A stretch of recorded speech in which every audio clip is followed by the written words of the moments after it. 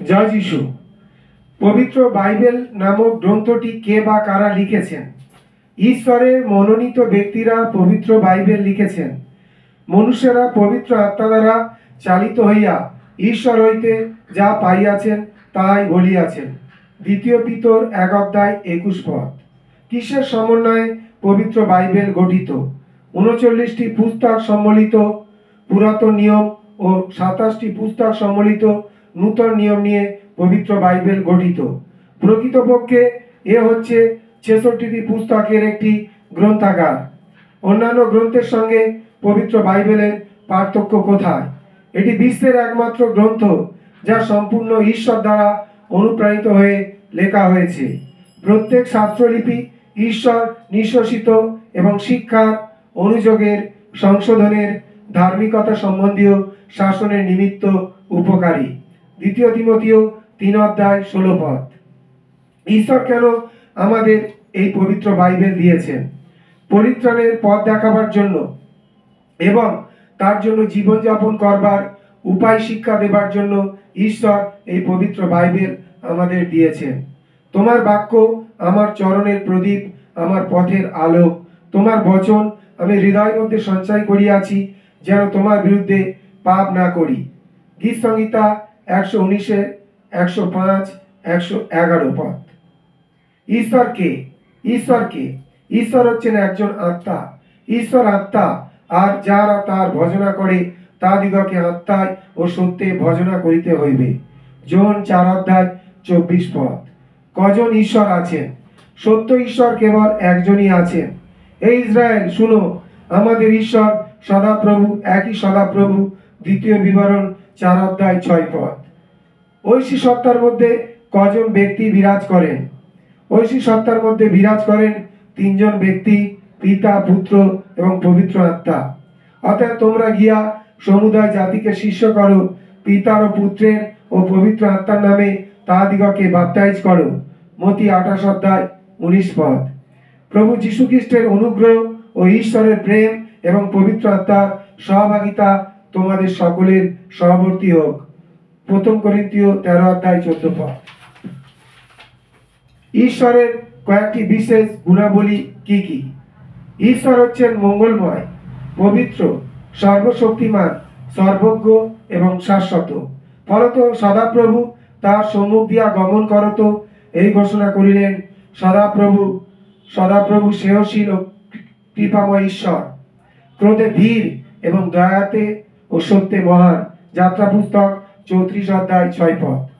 কেননা আমি সদাপ্রভু তোমাদের ঈশ্বর, অতএব তোমরা আপনাদিগকে পবিত্র করো, পবিত্র হও, কেননা আমি পবিত্র। লেবীয় পুস্তক 11:44 পদ। আর পৃথিবী নিবাসীগণ সকলে অবস্তুবৎ গণ্য। তিনি স্বর্গীয় বাহিনী ও পৃথিবী নিবাসীদের মধ্যে আপন ইচ্ছানুসারে কার্য করেন, এবং এমন কেউ নাই যে তার হস্ত থামাইয়া দিবে কিংবা তাহাকে বলিবে, তুমি কি করিতেছ। দানিয়েল 4:35 পদ। আর তার সাক্ষাতে কোন সৃষ্ট বস্তু অপ্রকাশিত নয়, কিন্তু তার চক্ষু গোচরে সকলই নগ্ন অনাবৃত রহিয়াছে, যার কাছে আমাদিগকে নিকাশ দিতে হইবে।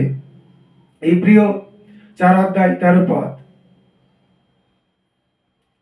আর যিনি যুগ পর্যায়ে যুগে যুগে জীবন্ত, যিনি আকাশ ও তন্মধ্যস্থ বস্তু সকলের এবং পৃথিবী ও তন্মধ্যস্থ বস্তু সকলের এবং সমুদ্র তন্মধ্যস্থ বস্তু সকলের সৃষ্টি করিয়াছেন।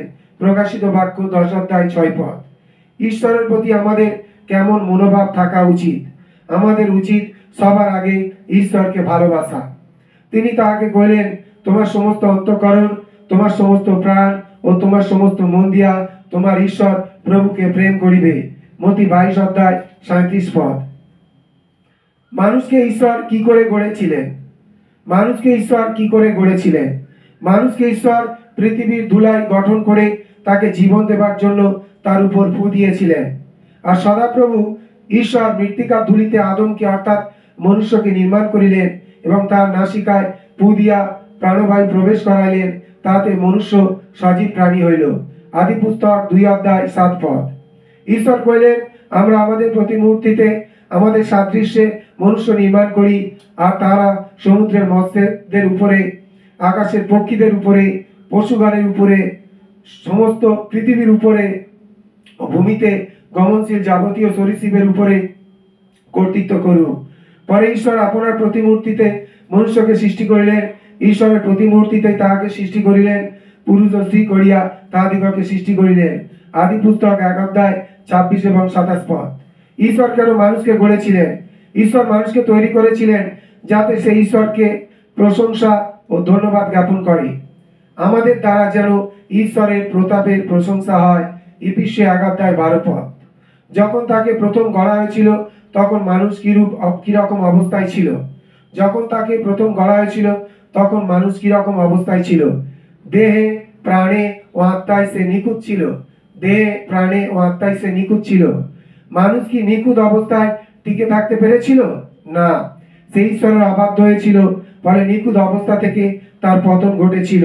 কারণ যেমন সেই এক মনুষ্যের অনাজ্ঞাবহতা দ্বারা অনেককে পাপী বলিয়া ধরা হইল, তেমনি সেই আর এক ব্যক্তির আজ্ঞাবহতা দ্বারা অনেককে ধার্মিক বলিয়া ধরা হইবে। রোমীয় পুস্তক 5:19 পদ। জয় যিশু।